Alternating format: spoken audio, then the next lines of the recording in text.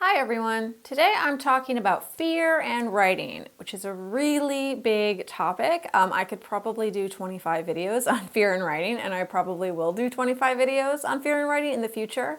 But today I want to talk about one aspect because it's really important, it's really simple, and it's something that most people miss. They do not think about this, they do not notice it, and they do not take it into account when it comes to all of the fear that they feel around writing.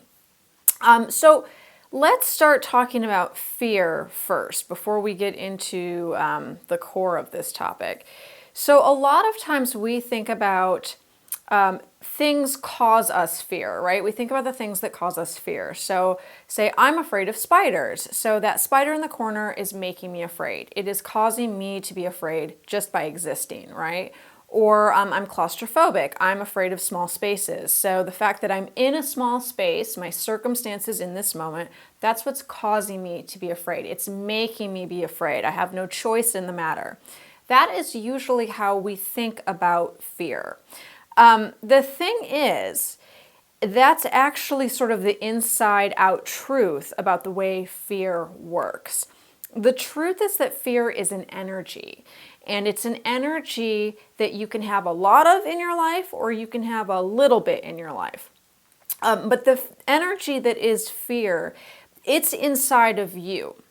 And so you are already carrying fear. You are already afraid, and then you project that cause outside of yourself, right? So you're already anxious, you're already afraid, and then you see a spider, and so you aim the fear at the spider, right? Or you happen to be in a small space and you decide, this is the thing that's making me anxious, this is the thing that's making me afraid. That fear was already there under the surface. It just emerges up onto the surface, and then you're projecting it or aiming it at different things. So that's kind of a very different way to think about fear, and it might take you a little time to get used to that new idea. But it can be really well worth it if you invest the time in seeing how you carry fear and how it's not that other things out there are making you afraid. It's not out there, it's inside here, as it is with so many other things. So once we know that, we can think about our writing. And we can think about the common fears that most writers have. And I hear this from writers all the time. I'm afraid of failure. I'm afraid of success. I'm afraid I'm going to put my work out there and be rejected. I'm afraid that I'm going to put my stuff out there and no one's going to understand. Or people are going to get the wrong idea about me, or I'm afraid that it might cause someone to make a mistake. Or I'm afraid someone might think I'm pretentious. The fears go on and on and on and on. I'm afraid I'll find out I'm not talented. I'm not good enough. There's literally a bazillion reasons why people are afraid to write and then put their writing out there in the world. So most of the time, because we have this idea of like, oh, I'm afraid of something, like there's this thing outside of me and it's making me afraid, we think, okay, I need to work on that. I need to work on that one thing. I need to work on overcoming or conquering, battling that thing that's making me afraid, right? So if the fear is, I'm afraid that I'm going to put my work out in the world and I'm going to be rejected because I have low self-esteem. Well, then I need to work on becoming more confident. And if I can work on becoming more confident and I can become this self-confident person, that fear will dissolve. So that's what I need to do. I need to build myself up. Now, it's always helpful to work on yourself. It's always helpful to build yourself up, check in with your self-esteem reserves, see what's going on there. I'm not suggesting you don't do those things. But what we really want to look at to get to the root of it is how much fear am I carrying within myself and how much fear am I taking in on a daily basis and adding to my store of fear, right? So what does my fear energy look like? And what am I doing in my life that's constantly feeding that fear energy? So this is where I see writers completely miss the boat. I see writers who are very afraid of almost everything. They're afraid of getting published. They're afraid of sharing their writing. They're afraid of even telling people they're a writer. They're afraid of admitting it to themselves. And on a daily basis, they're reading a lot of news. They're on social media all the time. They're hanging out with people who are very afraid of the world. They are holding a mindset that the world is dangerous, people can't be trusted, people will attack you, there are threats everywhere, you are always vulnerable, it's not okay to be vulnerable, it's very dangerous to be vulnerable, and the threat or the attack could come from anywhere at any time. Right? So the anxiety levels are very, very high with this mindset. And then with the constant reading of the news, the constant social media use, hanging out with other people who are on the same wavelength, it's being reinforced and reinforced, and it's growing like a bonfire.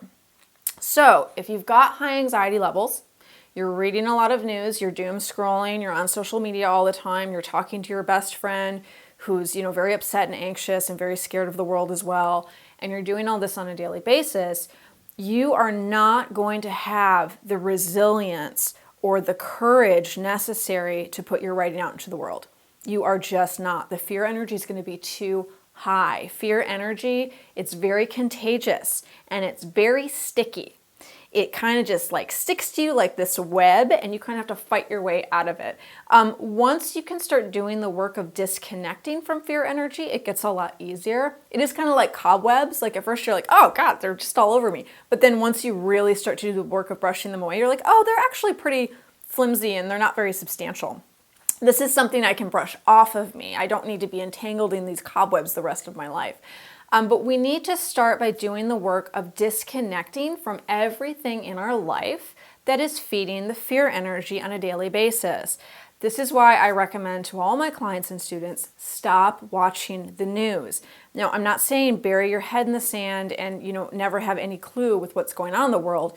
You can still engage with trusted media sources, say once a week, right? So, you could check a couple news sites that you feel are authentic and genuine and you can really trust what they're saying once a week.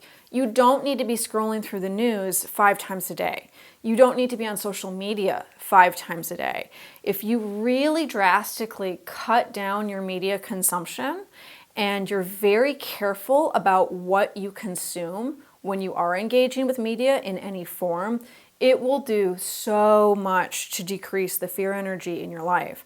This also goes for the people you keep in your life, your friends, your acquaintances, your coworkers. I know that you can't just sever relationships. And again, I'm not suggesting that you door slam people out of your life, although that might need to happen in a couple situations.